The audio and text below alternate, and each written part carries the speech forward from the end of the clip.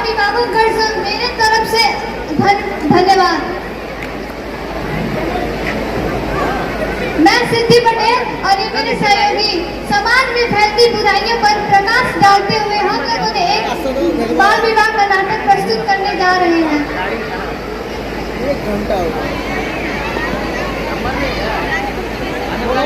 छोटी है उम्र बड़े हैं ख्वाब, छोटी है उम्र बड़े हैं ख्वाब, अभी तो पहनना है सिर पे ताज। मेरा बचपन जीने से मुझे मत रोको, मेरा बचपन जीने से मुझे मत रोको, बाल विवाह एक अभिशाप।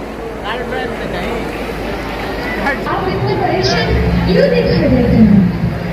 परेशान तो रहूंगा ना पार्वती, आखिर एक बेटी का बाप जो चेहरा। पार्वती, अब उसके हाथ पीले करने का समय आ गया है।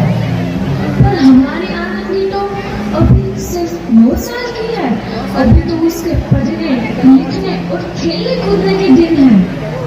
देख पार्वती, लड़कियां पराया दर्द होती है और जितना जल्दी उन्हें घर से विदा कर दे उतना अच्छा है। कल से आनंद की पढ़ाई लिखाई बंद। पर बापू, इसमें मेरी क्या गलती है? आप मुझे पढ़ाई करने क्यों नहीं देते? तेरी गलती है कि तू एक लड़की है, लड़का होती तो क्या बापू, लड़का होती तो क्या? ऐ लड़की, ज्यादा जबान ना चला, नहीं तो जबान अलग से खींचकर बाहर निकाल दूंगा। बापू, मैं पढ़ लिख कर कुछ बनना चाहती हूँ, मेरी पढ़ाई ना रोको बापू। आनंदी, तुझे पढ़ना है तो पढ़, लेकिन सारी उम्र बाप की छाती पर ये बोझ बनकर ना रहे। पर बापू, अभी तो मेरी उम्र पढ़ाई लिखाई की है, मुझे पढ़ लिख कर डॉक्टर बनना है। पढ़ाई पढ़ाई पढ़ाई, आज तो तेरी इन किताबों का काम तमाम करके ही छोड़ूंगा। ये ले। नहीं बापू, मत खाना बापू। छोड़ी। नहीं बापू, नहीं। बापू, ये तुमने क्या किया? तुमने मेरी इन किताबों को भी नहीं पढ़ा बापू, मेरी किस्मत फाड़ दी, मेरी किस्मत। ये कापी किताबें ना सिर्फ छोरों के हाथ में अच्छी लगती है, लड़कियों के हाथ में तो सिर्फ मेहंदी अच्छी लगती है, मेहंदी। पर बापू, मैं लड़की हूँ तो क्या हुआ? लड़का और लड़की तो हमारी दोनों आंखों के समान होते हैं। चुप कर आनंदी, और यह एहसान मान कि अब तक जिंदा है तू। कहीं बचपन में गला दबाकर मार दिया होता तो यह तेरी बकबक नहीं सुननी पड़ती आज। पर बापू, मुझे चूल्हा जलाना अच्छा ना लगे है। देख छोरी, जितना जल्दी हो तू चूल्हा जलाना सीख ले, उतना ही अच्छा है तेरे लिए। और हाँ, तेरा ब्याह तो होगा, वो भी कल के कल। अपना जीवन है तुम्हारी ये कहानी, आंचल में है दूध और आंखों में है बगिया। देखिए ना, इसे क्या हो गया? इसका माथा तो अंगार की तरफ कतर रहा है, इससे तो बहुत तेज बुखार है। आप बिना कुछ भी बोलते हैं, नीचे मुझे। माधव, जल्दी से वेद जी को बुला के लाओ। जी, अभी बुला के लाओ। ये तुम क्या कर रही हो आनंदी? भगवान की विभूति लगा रही हूँ। बस करो आनंदी, ये सब अंधविश्वास है। अरे आप यकीन तो कीजिए, भगवान की कृपा से इसका माथा ठंडा हो रहा है और बुखार भी उतर गया है ना बाबू? देखिए, दीजिए मुझे। उठो बाबू, आंखें खोलो, तुम्हें तुम्हारी माँ बुला रही है। आंखें खोलो, देखिए ना इसे क्या हो गया है, आंखें भी नहीं खोल रहा। आंखें खोलो बेटा, आप चुप क्यों है? आंखें खोलो बेटा, आंखें खोलो। आनंदी, हमारा बेटा कभी आंखें नहीं खोलेगा। नहीं, ऐसा नहीं हो सकता। मेरे बेटे को मुझसे कोई नहीं छीन सकता, कोई नहीं छीन सकता। पागल मत बनो आनंदी। माधव,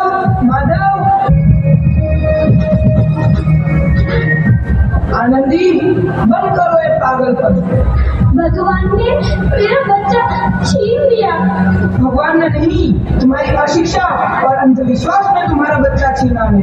अगर तुम पढ़ी लिखी होती तो आज हमारा शिशु जीवित होता। तुम अनपढ़ थी आनंदी, अनपढ़।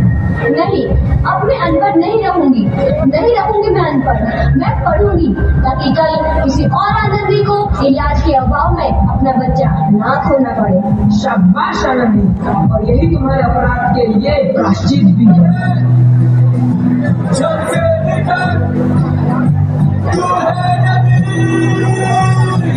आनंदी, तुम्हारी 12वीं का परिणाम आ गया है। तुमने पूरे कॉलेज में प्रथम स्थान अर्जित किया है।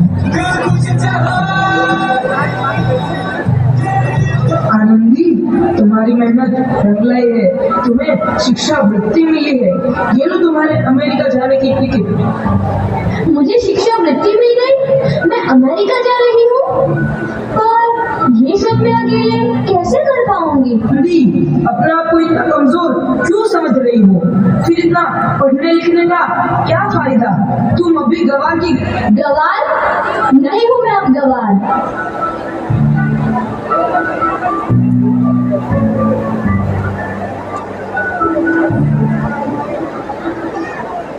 तो इस प्रकार 7 अप्रैल 1883 को आनंदी अमेरिका के पेंसिल्वेनिया के लिए रवाना हुई और 3 साल बाद उन्होंने डॉक्टर ऑफ मेडिसिन की उपाधि प्राप्त कर ली।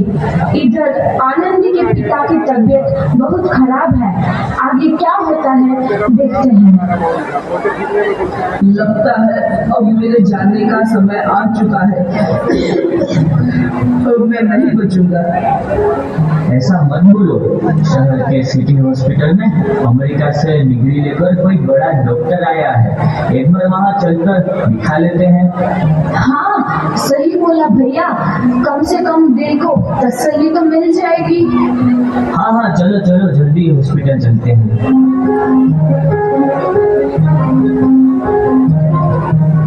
इस मरीज की हालत तो बहुत ही खराब है। कोई चमत्कार ही इसे बचा सकता है।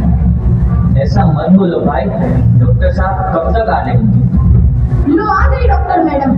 डॉक्टर मैडम, जल्दी देखिए, मरीज की हालत बहुत ही खराब है।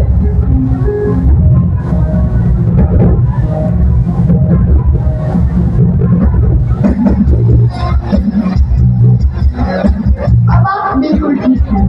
मौत के मुंह से आपको बचाया है डॉक्टर मैडम ने। डॉक्टर साहब ने मुझे बचा लिया। मुझे मिलना है डॉक्टर साहब से। डॉक्टर साहब नहीं, डॉक्टर मैडम बोलो। डॉक्टर मैडम, उन्होंने ही तुम्हें जीवन दान दिया है। लो आ गई डॉक्टर मैडम, मिल लो उनसे। डॉक्टर मैडम, आपका बहुत बहुत धन्यवाद। आपने मेरी जान बचाई। इसके बदले में मैं गरीब भला आपको क्या दे सकता हूँ? वचन चाहिए मुझे कि कभी ये नहीं कहोगे कि लड़कियां कुछ नहीं कर सकती। वचन? ये कैसा वचन? अरे श्यामलाल, तुमने पहचाना नहीं? तुम्हारी बेटी आनंदी। आनंदी? मेरी बेटी आनंदी? डॉक्टर? हाँ बापू, वही आनंदी जिसके लिए बचपन में तूने चूल्हा और दूल्हा के अलावा कुछ नहीं सोचा था। आनंदी, आनंदी मेरी बेटी, मुझे माफ कर दे। मैं तेरा गुनहगार हूँ बेटी। नहीं नहीं बापू, वही आनंदी जिसके हाथ पीले करके तुम उसकी सारी जिंदगी काला कर देना चाहते थे। माफ कर दे मेरी बच्ची, माफ कर दे। मैं तेरा अपराधी हूँ मेरी बच्ची, माफ कर दे। नहीं बापू, मैंने तो तेरा एहसान चुकाया है। याद है ना अपना एहसान जो बचपन में तुमने मुझ पर किया था?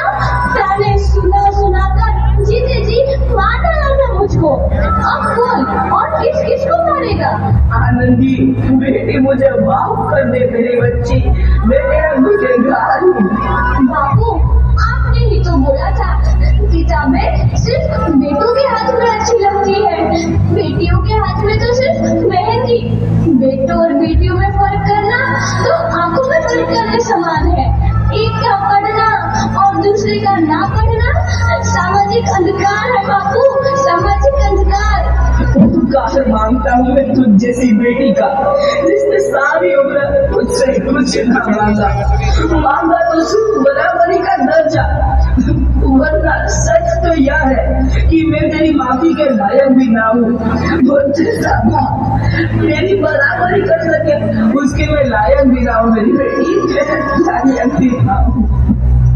अपने बापू को क्या माफ नहीं करोगे आनंद जी? माफ कर दो आनंद जी, माफ कर दो। सुबह का भूला यदि शाम को घर लौट आए तो उसे भूला नहीं कहते। बापू।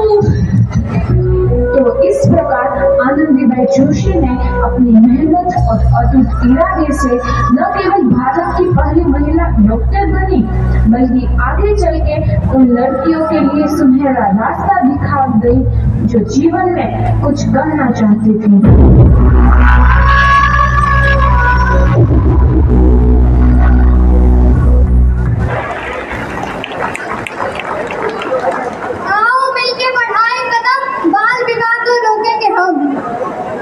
बहुत ही शानदार प्रस्तुति रही।